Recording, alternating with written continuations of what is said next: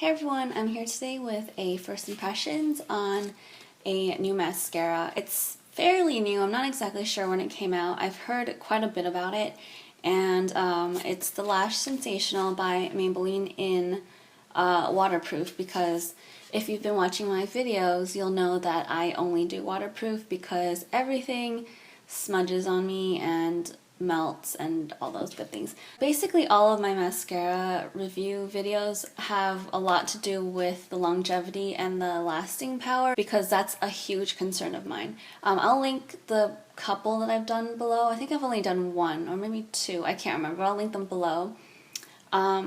And yeah, I just heard so much about this one that I had to give it a shot. I finished my falsies recently, and Full and Soft by Maybelline is drying out, so that was time for a new one. As you can tell, I really like my Maybelline mascaras. I think of all of the drugstore brands that I've tried in the past, it has the greatest lasting power and smudge proofness for me. I've also used the Dior Show ones, which while they have extremely great results, they obviously flake and all those things on me. So I've also tried L'Oreal, CoverGirl, just didn't like those. This is in the color 302 Black Pearl. It says it offers full black intensity, pearlescent luminosity, volumizing mascara. It has a fanning brush for a full fan effect, and has 10 layers of bristles. On the back it says, new fanning brush, new liquid formula with Black Pearl, captures and volumizes lashes from root to tip. For best use, use inner curve to reach the roots of lashes. Follow through tips of lashes with longer bristles to fan out. That's basically all it says. Oh man, this has paraffin in it. Do all mascaras have paraffin in it? I don't know. By the way, sorry for the lighting. It's a really dreary day outside, so this is what I'm working with. I thought today would be a good day to test it because I need to do a lot of cleaning today, cooking, so I think it'll be a truly sweaty day. And I am wearing a t-shirt because I'm not doing anything fancy today, just around the house stuff, basically. I might be going out to dinner, I'm not sure yet. So I'm going to get started on this. This retails for, gosh, I've seen it for like $8.99 when it's not on sale. I've seen it for like $6 something when it is on sale. I am a little wary because I think this is a plastic bristle brush, and I've tried those twice in the past, and they just hurt my lashes, or not my lashes, they hurt my eyes when I do it. Lashes are curled. Okay, I've zoomed in with the camera now.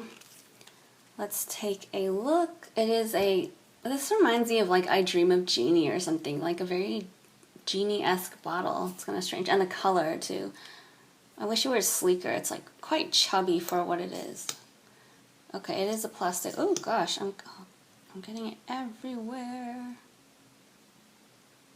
Alright, let's try that again. I know you're not supposed to pump the mascara, but holy cow, does it pick up a lot at the edge. Alright, so this is the brush. It's got a side with longer bristles and a side with shorter bristles. And then in between it's just, I don't know, all different sizes. I feel like this is going to get all over my eye. I'm going to wipe some of it off because it looks quite scary. Alright, here we go. We're supposed to use the inner curve to reach the roots. It's already getting all over the eyelid. So far so good though. It's really lengthening. It does hurt a little bit, but not as bad as the plastic ones I've used in the past. And then what you're supposed to use alongside to fan out. This is kind of like a waxy formula. I'm not waxy, but it's really stiff.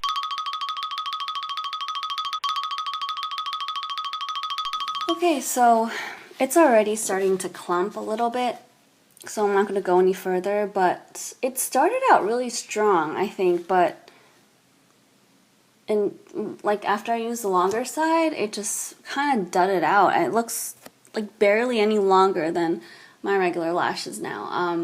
I know it doesn't promise me like lengthening, it's more volumizing, but I don't know. I'm not really feeling this, unfortunately. And it smudges like crazy on the upper lip. I'm gonna do the other eye now. Do you see that? When I wipe, all my lashes go in one direction. I have to fix it by combing it back up. It's just so waxy. Ugh, it's like spider eyes. Well, this side is better than the right side, but it's like stick straight up. It's better than the falsies. It's kind of close to one of my favorites, the yellow one, the what is it called? The Volume Express Voluminous. I don't know, the yellow one.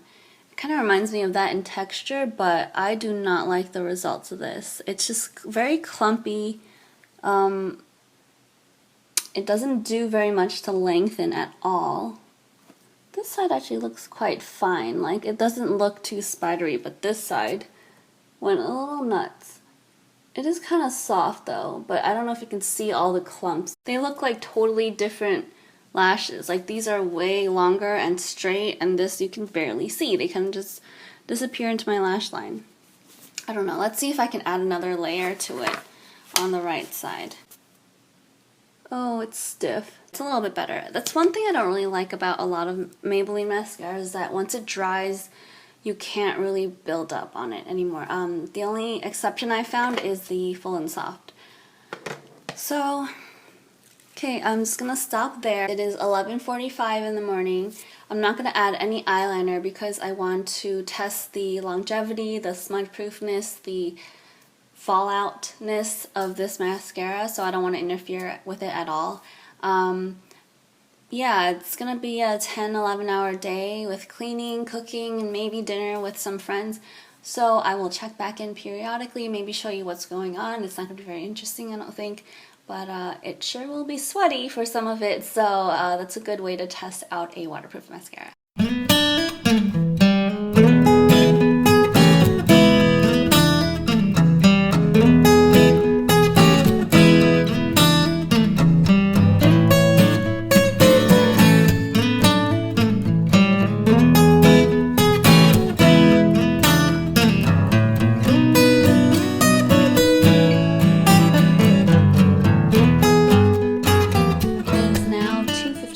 So it's been about 3 hours since I first checked in. I was cooking and I used the oven, so I know some heat got on my face. And also, I know my eyes were a little bit watery at some point, so I'm pretty sure I know that it has fallen down a little bit.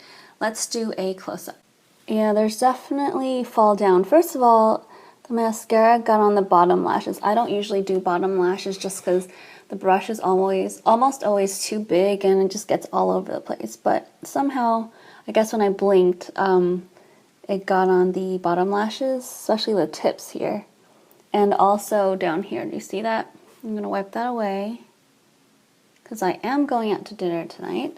I don't want to look a crazy mess. There's definitely a little bit right here, but it's not as bad as it was on this side, probably because it didn't get on my bottom lashes. I did powder beneath my eyes before I applied this mascara. I probably should have waited to do it after I applied the mascara. Okay, I will check back in later, probably before dinner.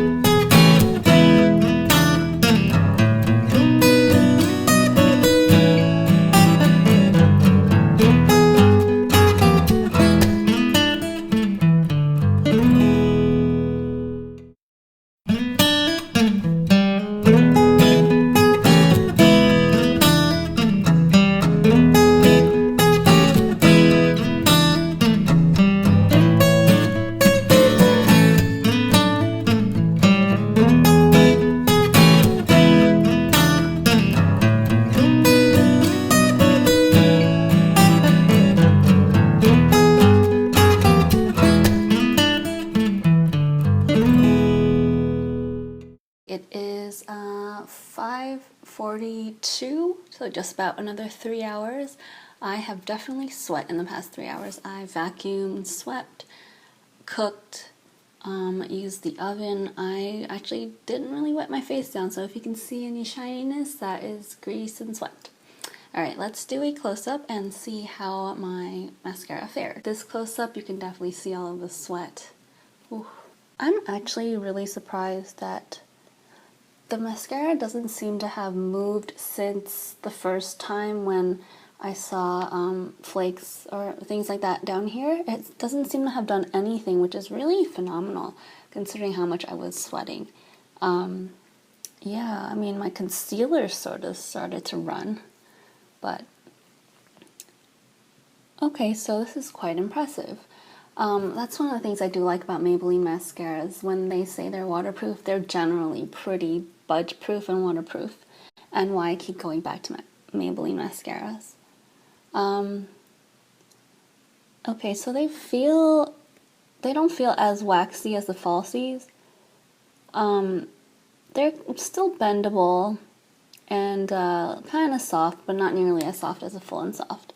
What I really didn't like when I applied this left eye here was when I was sort of going past my lashes after I had coated them.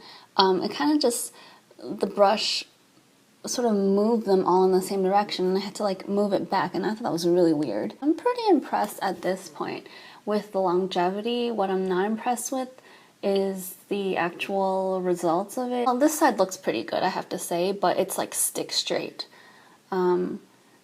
This side, you can't even tell that I have mascara on. It didn't do much for lengthening or volumizing. I will probably check in now after dinner. Okay, it is now 9:50 p.m. I just got home from Red Lobster, where I had a huge meal, 3 baskets of Cheddar Bay biscuits. Anyway, I know that this mascara smeared a little bit on my bottom lid because I saw myself in the mirror. The smudging is not so bad on this left eye here, the one without all of the bottom lash residue, but on the right side, the smudging is pretty bad. The fallout, whatever you want to call it. Yeah, it's not, I mean, it's not the worst I've ever seen. I've definitely seen worse. It actually doesn't look terrible, but I think the falsies is better in terms of smudge proof ability and probably even performance in terms of volumizing / lengthening.